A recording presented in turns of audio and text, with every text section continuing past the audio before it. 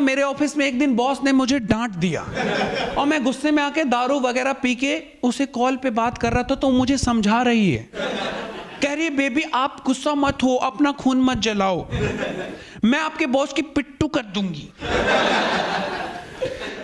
मैं अपने बॉस को इमेजिन करा और उस निबी को।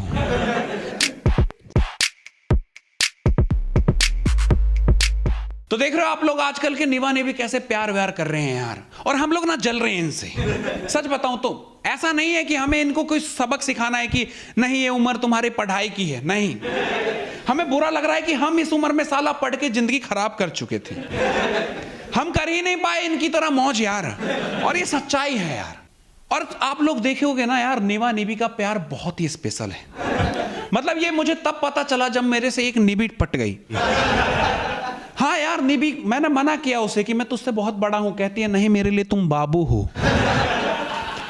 मैंने कि अगर तुझे ऐसा लगता है तो प्यार दे दे, क्योंकि कोई और ले लेगा उससे अच्छा मैं ही ले लेता हूं। मैंने कहा ठीक है, जब तू चाहती है प्यार तो ठीक है, मैं तेरे प्यार के लिए प्यार कर लूंगा। और एक दिन ना मैं थका हुआ था, मतलब जुकाम था मुझे, तो मैंने उसको कहा कि मैं बात नहीं कर पाऊंगा, मैं सो रहा हूं। तो कहती क्यों, क्या हो गया बीबी? मैंने मुझे जुकाम है।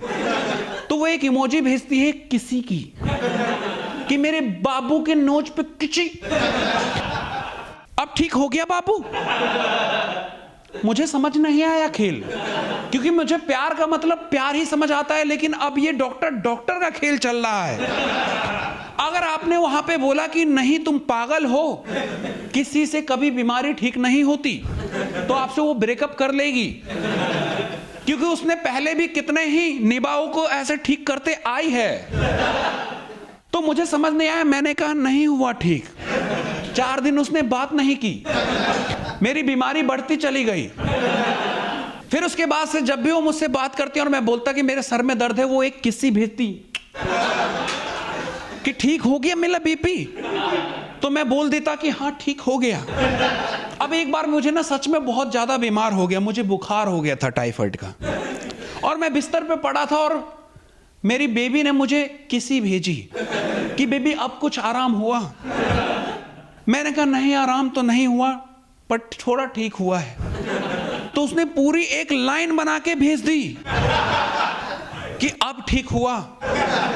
मैंने कहा दवाई? कहते दवाई की जरूरत नहीं है बाबू, मैं इतना प्यार कर तो रही हूं, आपको कुछ नहीं होगा, आप मुझ पे भरोसा तो रखो। मैंने कहा ठीक है। नहीं, और एक बार ऐसे ही मेरे एक दोस्त की लड़ाई हो गई थी, उसकी गर्लफ्रेंड भी निबी थी। उसने भी बोला कि यार मुझे समझ नहीं आता ये क्या चाहती हैं लड़कियां। उसने मुझे अपना चैट दिखाया और मैं समझ गया। मैंने कहा देख तेरे साथ भी वही प्रॉब्लम है जो मेरे साथ है, पर मैं अब सीख चुका हूं, तुझे भी सीखना होगा, क्योंकि ये मॉडर्न लव है, यहां अब डॉक्टर खेल चल रहा है। अगर तेरे सर में दर्द है, उसने एक इमोजी भेजी, तो कह दे थोड़ा सा आराम मिला है। फिर वो बहुत सारी किसेस भेजेगी तो कह दे अब ठीक है। और अगर तूने उसको ना बोला, इसका मतलब कि उसके प्यार और किसेस की कोई रिस्पेक्ट नहीं है तेरे नजर में। आपको समझना होगा कि उसकी प्यार में कितनी ताकत है। और सच में मुझे ये समझ में आया। एक बार करवा चौथ पे उसने ना मेरे लिए व्रत रख लिया, और मैं कहीं जा रहा था, उसने मुझसे बोला कि आप बेझिझक तेज रफ्तार में गाड़ी चलाना बाबू, आपको कुछ नहीं होगा। मैंने कहा ऐसा क्यों? क्योंकि तेज गाड़ी चलाने के लिए हमेशा मना करती थी, कहती थी कि अब आपको मेरे लिए जीना है, मेरे लिए।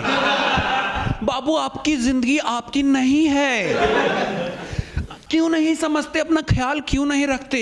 इतना केयर करते थे कि एक वक्त पे मैं अपनी माँ को भूल चुका था।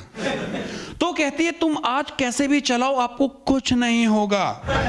मैंने कहा क्यों? कहती है मैंने आपके लिए करवा चौथ का व्रत रखा था ना, आपको कोई छू भी नहीं सकता, आप अमर हो बेबी। और किसी और उसको लगता था कि मेरी जिंदगी की सारी प्रॉब्लम का सॉल्यूशन उसके पास है। मुझसे कहती थी अपने आप ही कि बाबू आप कुछ टेंशन में हो क्या? और मैं मना करता तो कहती नहीं आप हो। मैंने कहा नहीं मैं नहीं हूं। कहती नहीं ऐसा हो ही नहीं सकता, मेरा दिल घबरा रहा है। बेबी सच बताओ क्या हुआ था। और वहां पे आप अगर समझदार हो तो आपको बोलना पड़ेगा कि हाँ आप हो टेंशन में, क्योंकि अगर आपने नहीं बोला तो उसको भी लगेगा कि शायद दिल का कनेक्शन कहीं और है। तो मैं बोल देता था कि हाँ सच में टेंशन में हूं। आपको कैसे पता लगा? कहती बाबू प्यार है ना, प्यार चीज ही ऐसी है। हाँ मैंने एक बार बोला कि मुझे बहुत फाइनेंशियल लॉस हो गया है, काम नहीं चल रहा है, पैसे की दिक्कत हो गई है। तो इन सब का सॉल्यूशन उसने मुझे एक हक की इमोजी भेज के दे दिया कि बाबू अब सब ठीक हो गया ना। और मैंने भी कह दिया हाँ बाबू सब ठीक हो गया। मतलब अलग ही सीन चल रहा था। मेरे ऑफिस में एक दिन बॉस ने मुझे डांट दिया और मैं गुस्से में आके दारू वगैरह पी के उसे कॉल पे बात कर रहा था। तो मुझे समझा रही है, कह रही है बेबी आप गुस्सा मत हो, अपना खून मत जलाओ, मैं आपके बॉस की पिट्टू कर दूंगी। मैं अपने बॉस को इमेजिन करा और उस निबी को। मैंने कहा मेरे बॉस को पिट्टू कर देगी। कहती मैं उसकी इतनी पिटाई करूंगी कि वो खुद को भूल जाएगा। मेरे बाबू को तंग करता है। और आप यकीन नहीं कहोगे मुझे ये सब चूतियापा लगा, पर उस समय जो आराम मिला मुझे ऐसा लगा कि सच में मेरे लिए कोई प्रोटेक्शन सामने है।